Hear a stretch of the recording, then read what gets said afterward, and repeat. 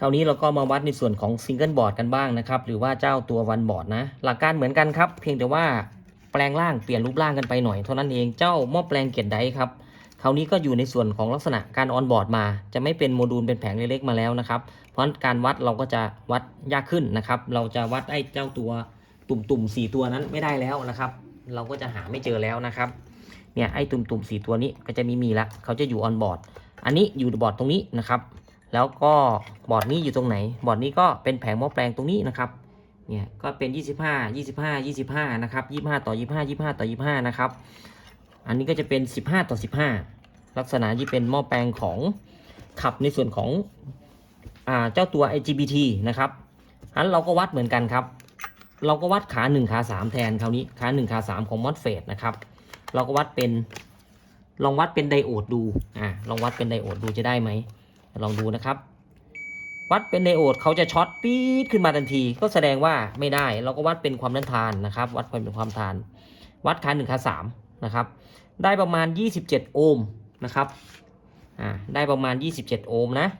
เนี่ยตรงนี้นะครับแสดงว่าถ้าตัวอื่นปกติต้องอยู่ประมาณค่าเดียวกันประมาณ27โอห์มประมาณนี้นะครับอันนี้ได้เท่าไหร่27โอห์ม27.7นะครับแล้วแต่มิเตอร์เรานะเพราะฉะนั้นเราจะบอกตายตัวไม่ได้เลยว่าต้องเท่านี้โอห์มนะครับตัวนี้ก็27โอห์ม27.7 27.8นะครับตัวนี้ก็27โอห์มก็ถือว่าใช้งานได้ระดับหนึ่งนะครับคราวนี้ถ้ามีการช็อตการระเบิดเราก็ควรจะถ้าเป็นไปได้ให้เปลี่ยนไดโอดนะครับเปลี่ยนไดโอดเปลี่ยนตัวต้านทานนะครับ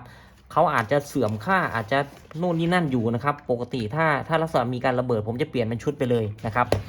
ตัวนี้เหมือนกันคนละบอร์ดนะครับตัวนี้เราก็ลองวัดดูนะครับเนี่ยวงจรเขาอยู่ด้านนี้อันนี้เปลี่ยนไปหน่อยแล้วนะครับนี่มีการระเบิดมีอะไรมาก็เปลี่ยน C เปลี่ยนตัวต้านทานไปอันนี้เราก็วัดขา1ขา3ครับเราสลับขั้วได้เลยนะครับลองวัดดูขา1ขา3นะ1กับ3ตัวนี้ได้เท่าไหร่ความต้านทานตัวนี้ได้อยู่ที่33โอห์มเพราะฉะนั้นความต้านทานเขาจะต่างกันอยู่ที่ตัวต้านทานนะครับค่าไม่เหมือนกันนะเอาแน่นอนไม่ได้ตรงนี้ 33.9 นะครับ33โอห์มนะอีกด้านหนึ่งก็ต้องได้อยู่ที่ประมาณ33โอห์มครับเนี่ยเล็กๆหน่อยอยู่ด้านนี้นะครับแล้วก็จับเข้าไปได้ไหม